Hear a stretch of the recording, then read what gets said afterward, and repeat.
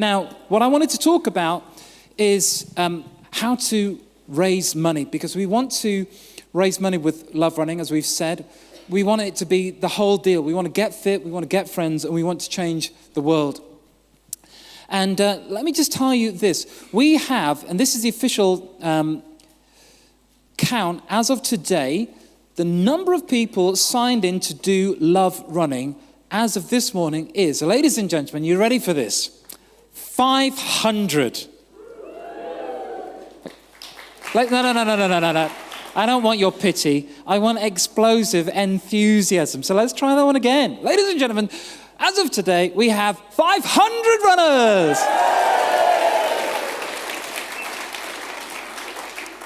Okay, this is how the maths works. Anyone that does 10Ks, that does any kind of running for charity will tell you the going rate per runner means that if you have 500 runners, you can expect to make £30,000. That is the national average. That's the average for the Bristol 10K. That's the average that any fundraiser will tell you to expect. We are not average fundraisers because we're motivated and powered by love. And so the target that we are setting ourselves for Love Running Bristol 2017 is, ladies and gentlemen, enthusiastic round of applause, 80,000. And if we hit 80,000, it means that Bristol alone has raised £500,000 since we started in just 5 runs. And that's an incredible milestone. The reality is we may never do Love Running again. The earliest that we will do it will be in 2019, but there's no guarantee of that. This might be it, and so we want to go for it. And what I want to do is I want to help you make the most of this. I want you to earn your T-shirt. I want you to wear that T-shirt with pride, and I want you to kind of make the most of it. And this is the thing that we say to people at Love Running every single time, and I want you to repeat it with me. People want to give. Say that with me. People want to give. People want to give. They really, really do. Our job is to help them. It's not just you that feels concern for the state of the world. Everybody feels it. We all want to chip in. When we see these stories on the news, and when we walk past homeless people on the streets, we want to do something about it. We feel disempowered and helpless. We want someone to give us a lifeline so that we can do something. People really do want to give. Your job is just to help them, because there'll be things that come in the way of people that stop them from giving. So I'm going to give you 5 things that will help you help them to give. And the first one is you've got to allow people to connect with you. Turn to the person next to you and say, connect with you. The fact of the matter is that you can talk about a cause, but people follow people.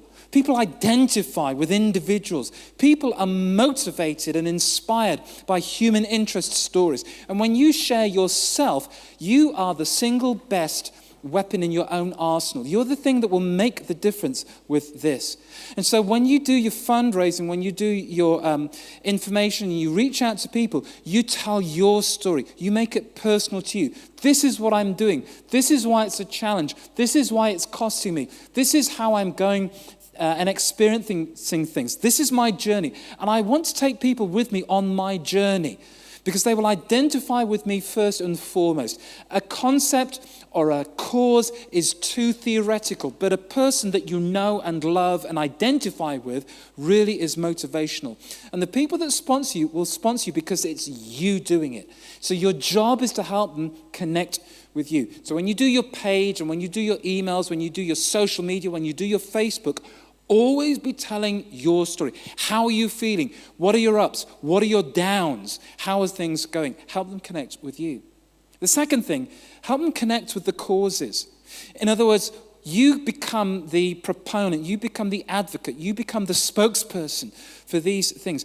We will tell you information about Syria and the children that we're helping also in other parts of the Middle East, other refugee centers. And we will tell you about the things happening within Bristol. We have these 7 different areas, and we're cooperating with a huge number of charities and causes. They've banded together, and we have the ability to have a greater reach than ever before. But we'll tell you about those things. You get to tell people about them. And as you lay before people, this is what we're doing it for. These are the reasons. This is why I am motivated. Then it really will help. Thirdly, humor and creativity. Actually, because this is a big deal, because this is a lot at stake, because we're talking about the single greatest humanitarian crisis in terms of refugees that most likely the world has ever seen. Certainly since the Second World War. It's unparalleled. It's massive. It's huge. It is distressing. And yet we have to deal with our response with a certain amount of lightness of touch. So we can be creative and we can be fun. The best fundraising is when we're not taking it too seriously. We're not taking ourselves too seriously. We take the cause seriously, we take the goals seriously, but we do it with humor. So people that write at their pages with fun stuff on, or people that are creative and say, actually, if you sponsor me £100, I will do it normally. If you sponsor me and I get £200, I will do it in a tutu. If you give me £500, I will do it backwards, naked, while singing this theme from Titanic, whatever it may be. But being creative and being humorous and being yourself really helps people identify with you. Fourthly, it's all about the updates. You don't fall into the trap of just saying, right, I'm doing this, and then doing your training, and then expecting all the money to come in. The best way to do this is to take people on a journey with you. And social media gives us incredible opportunities to do this really, really well. So you can have a Facebook status that you keep updating, or you can be, whether you use Twitter or Instagram or whatever it may be, or it may be the emails that you send out. But what you want to do is you want to allow people to follow you on a journey. Hey, guys, I just did my first 2K unbroken without stopping. Well, maybe just 2 or 3 times. Hey, guys, I went out for my first run that I was able to do for 20 minutes. Hey, guys, I am now out of hospital, or whatever it may be. Updating people, keeping them alive with your journey allows people just to feel that they're part of it, and it puts you in front of them, and it makes us feel like we're sharing this adventure with you.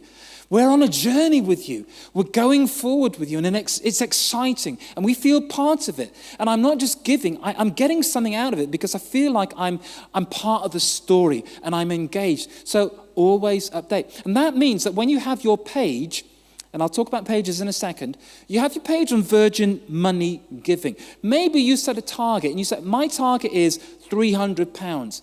And then as you get towards your target, you think, actually, I'm 85% of the way to my target. I'm actually going to increase it because I think I can do more, and I really want more out of this suffering that I'm going through. So I'm going to put it up to 500. And actually updating your page, updating your targets, really helps kind of draw people on the journey with you so that it becomes this exciting adventure that we do together. And then finally, keep persisting. Let me tell you, people want to give. Repeat after me. People want to give. One more time. They literally do. They absolutely do. They will surprise you. They will delight you. They will absolutely encourage you. They want to give. But I'm going to tell you a secret. They won't give the first time you ask. Some of them will, because they're just good like that, bless them.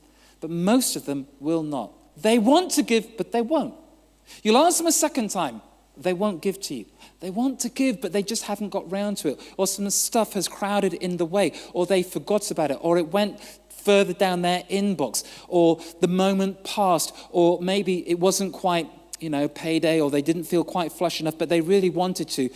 If you would just ask them a third time, or sometimes a fourth time, sometimes a fifth time, it's that ability to persist. Why do we not like doing this? We don't like doing it because we feel like we're hassling, that we're pressurizing them, that we're, just being a nag. Actually, you just need to have that stone cold realization, confidence that they want to give. You're just helping them. And so you're going to take one for the team. You're going to be the one that is always asking. And it's not easy to ask. But remember, if these were your kids or your friends, you'd want someone to be asking on their behalf. You would do everything. You would have no shame. And so, keeping persisting, keeping persisting, keeping persisting. Even to the point that after love running is over, after the race is over, 20% of money comes in after the event is finished. And so if you continue to say, hey, this is what happened, this is my time, this is how I got on, here's some pictures, more money will come in. Keep persisting and we will see this target reached. It's a big target, I know that. It's an imposing target, I realize that. It's a difficult time and the economics are against us, but we will make it because people want to give.